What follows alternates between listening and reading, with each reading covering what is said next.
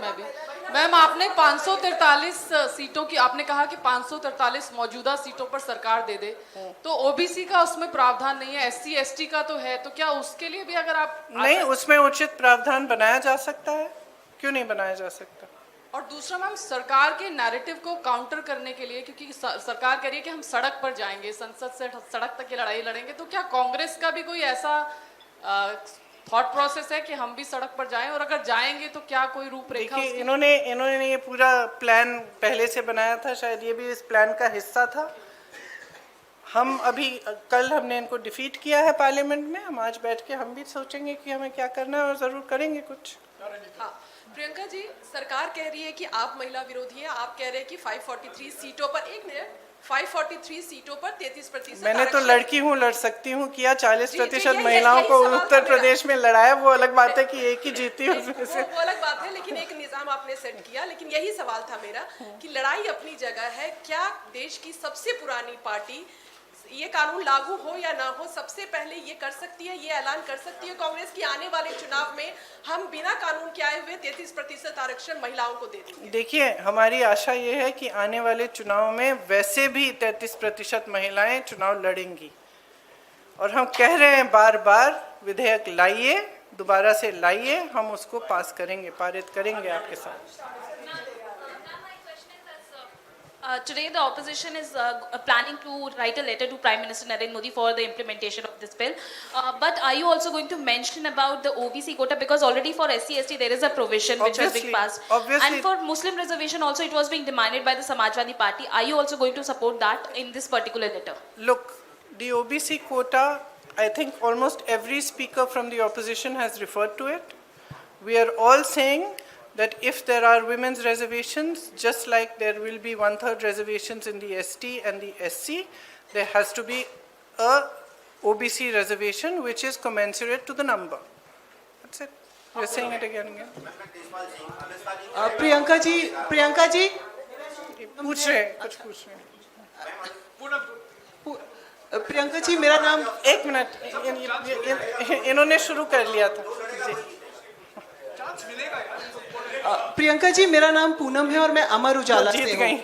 प्रियंका जी, मेरा सवाल ये है कि परिसीमन 2026 तक फ्रीज था, अब वो परिसीमन खुला है। आपने कल कहा कि महिला संशोधन विधेयक इसलिए नहीं लाया गया कि परिसीमन मनमाना था, अब परिसीमन होना है, तो कांग्रेस की दृष्टि में वो परिसीमन किस प्रारूप में होना चाहिए और उसके लिए क्या कुछ कांग्रेस की मांग रहेगी? हमने बार बार कहा है कि परिसीमन से पहले जातीय जनगणना होनी चाहिए, उसके आधार पर होना चाहिए। देखिए, ये परिसीमन आयोग बनाना चाहते हैं जिसमें ये 3 जने अपने लगाएंगे, जैसे इन्होंने बाकी सारे आयोग बनाए हैं और सबको कैप्चर किया है, तो हम भरोसा कैसे करें? आपने देखा परिसीमन में इन्होंने असम में क्या किया है और JNK में क्या किया है। विपक्षी दलों के नेताओं की सीटों का विभाजन, अपनी मनमानी से काटपीट। JNK में कुछ सीट ऐसी हैं जहां एक जगह एक हिस्सा इधर है, एक हिस्सा उधर है, सिर्फ अपनी सत्ता बनाए रखने के लिए। कौन भरोसा कर सकता है? जनता भरोसा नहीं कर रही है, आप कह रहे हैं कि हम भरोसा करें उनकी।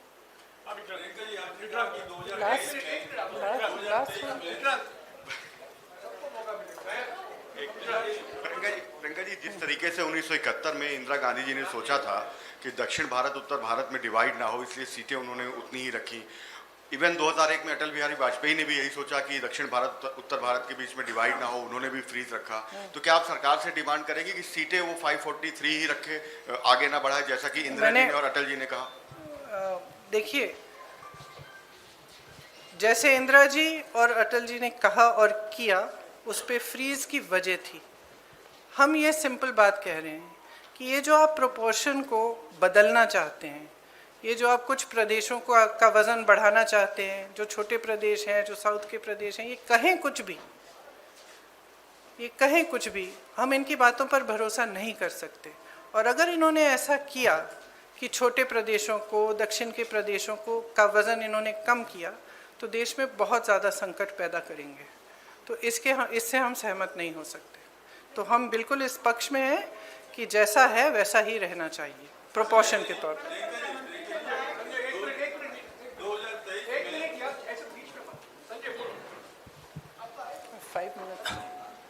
प्रियंका जी आपने कहा और विपक्ष लगातार कहता रहा है कि लोकतंत्र जो है वो खतरे में है। आपको नहीं लगता? मैं आपसे सवाल कर रहा हूं कि 2 साल पहले विपक्ष की एकता दिखी थी संसद में और 2 साल के बाद वो लगातार डवाडोल दिखी, इस बार फिर दिखी है। तो क्या आपको नहीं लगता है कि विपक्ष को भी अपनी एक जिम्मेदारी निभानी होगी कि ये जो डवाडोल रहती है उनकी स्थिति, एक मंच पे आते हैं एक वक्त में और फिर वो अपने अपने अंतर विरोधों में जो है वो फंस जाते हैं, तो क्या ये अंतर विरोध से उभरने का ये डिफाइनिंग मोमेंट माना जाए? सबसे पहले तो मुझे लगता है कि इसको ऐसा माना जाना चाहिए। दूसरा देखिए, विपक्ष जो है उसमें बहुत सारे दल हैं, कुछ प्रदेश हैं जिसमें हम एक दूसरे से के खिलाफ भी चुनाव लड़ते हैं, लेकिन अगर आपने देखा होगा जब ज़रूरत पड़ती है तो हमारी एकजुटता पे कोई उंगली नहीं उठा सकता। कल आपने देखा हमारी एकजुटता कितनी मजबूत है। तो मैं इससे सहमत नहीं हो सकती कि डवाडोल है हमारी एकता। Answered, but related to this only, that do you think for the elections in states or at the center, this unity will be seen in future, as you've just mentioned that this unity has only been able to defeat this government? I think there are certain factors which are coming together at this point in India's history. As I said, one is the international pressure on the government, which is very visible by the actions they are taking, which are not necessarily in the interest of the nation. In fact, many of them are not. There is more stress on people. Prices are rising. Other factors are coming into play. Prices are rising immensely. Difficulties are becoming greater. And I think that at this time, the opposition has shown its unity. It's not just the fact that we are united as an opposition, it is also the fact that there is a mood amongst people. They are fed up of lies, they are fed up of all this, I'm sorry to say, but they see through also, I'm sorry to say, but a lot of the sort of media propaganda. They see through that as well. They are looking more towards finding out the truth. And I think the opposition in the actions that we took yesterday in Parliament, we have stood for the truth, we have stood for the Constitution, we have stood for the nation, and we have stood as one. I think that this is a moment that we should all recognize. We all saw the faces of the bigger leaders of the BJP in Parliament.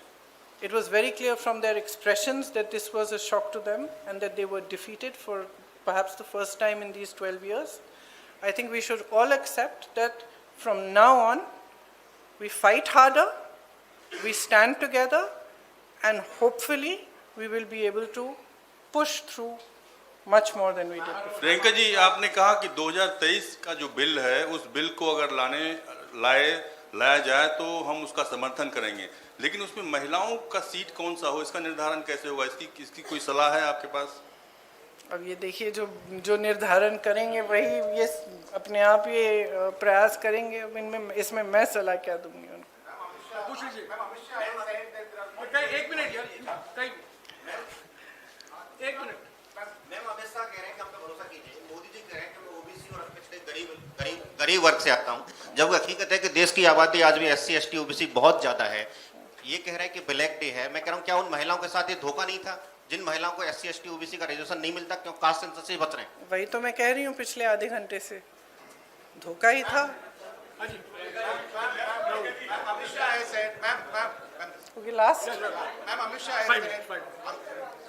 has said that there are 120 constituencies. 1 and 2. Amit Shah has said there are 120 constituencies that have population of over 25 lakhs. He in fact listed Malkangiri also, that has 48 lakhs people. You may have some reservations about demilitation, but do you not believe that it's the need of the hour? Actually, no. Actually, I don't. I believe that that's the way it's being sold. And delimitation of seats of 20, 30, 40 has been done before. But a complete overhaul of parliament, and that too with in the hands of people who tend to have disregard for institutions, who tend to weaken every institution, including the Election Commission. How can you expect us to support this? It's not possible for anybody who loves democracy, who loves this country, to support such a thing.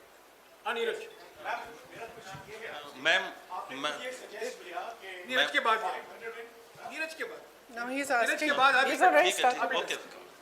आप बोलिए आपने खुद suggest किया अभी कि ये परिसीमन था, दरअसल ये महिला आरक्षण के लिए नहीं था। तो ऐसे में अब ये प्रश्न हो जाता है कि सीटों की संख्या को शायद 543 पे लड़ना नहीं चाहते, 850 पे लड़ना चाहते हैं। तो आपको क्या ये लगता है कि they feel jittery about fighting on 543 since आप लोगों ने अचीव कर लिया था 235 व्हिच इज लाइक इंडिया के पास 235 और उनके पास 240? No, I don't think they're jittery about fighting 543. I think firstly the men are trying to reserve their own seats, right? So that their 5 out of 543, their seats don't go to women. Ma'am Possible, yes.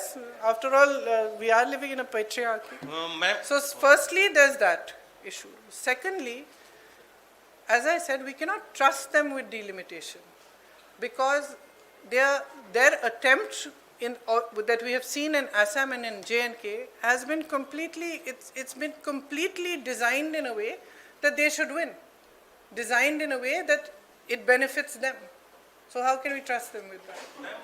Ma'am Neeraj news 18 India से हूँ। कांग्रेस के आकलन में आप लोग को क्या लगता है कि नंबर सरकार के पास नहीं थे क्योंकि 2/3 बहुमत जरूरी था सदन के अंदर, ऐसे में क्या वजह थी? सरकार का मुख्य मकसद क्या रहा होगा इस बिल को लाने का? मेरे ख्याल से मुख्य मकसद यही था कि हम कुछ ऐसा करें कि हमें महिलाओं के मसीहा बन जाए। अगर हम बिल पारित नहीं होता है तो हम घर घर जाके कहेंगे कि ये महिला विरोधी है और देखो हम तुम्हारे लिए कुछ करने की कोशिश कर रहे थे और इन्होंने करने नहीं दिया। अगर पारित हो जाएगा तो वैसे भी हम मसीहा बन जाएंगे। पता नहीं, यही मेरा महिला दिमाग कहता है। मैम इधर मैं मोहित दुबे हूँ एबीपी न्यूज से। किधर है आप? अच्छा। मैम मेरा सवाल ये है कि आप लोगों ने कहा कि हम महिला आरक्षण के विरोध में नहीं हैं, परिसीमन के विरोध में हैं, लेकिन वही दूसरी ओर भारतीय जनता पार्टी और एनडीए के लोगों ने कहा कि नहीं महिला विरोधी आप लोग हैं, महिला आरक्षण के विरोधी हैं।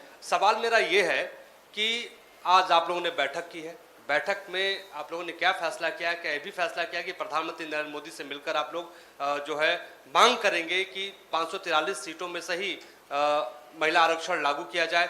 और अगर वो आपकी बात नहीं मानते हैं तो आगे आप लोग क्या करने? क्या राष्ट्रपति से भी मिलने की कोई उम्मीद है? देखिए, आज की बैठक में ऐसा कुछ नहीं तय किया कि किससे मिलेंगे और किससे नहीं मिलेंगे। ये ज़रूर तय हुआ है कि हम सब सहमत हैं कि अगर वो 2023 वाला जो विधेयक है उसको फिर से लाएं, उसको वो पारित हो चुका है, अगर उसको फिर से लाएं, कुछ छोटे मोटे संशोधन कराना चाहते हैं ताकि वो 29 तक वो लागू हो जाए, तो हम पूरी तरह से उनके साथ हैं। ये हम सब कहेंगे, सब एकजुट होकर कहेंगे और हर प्लेटफॉर्म से कहेंगे। धन्यवाद। Thank you.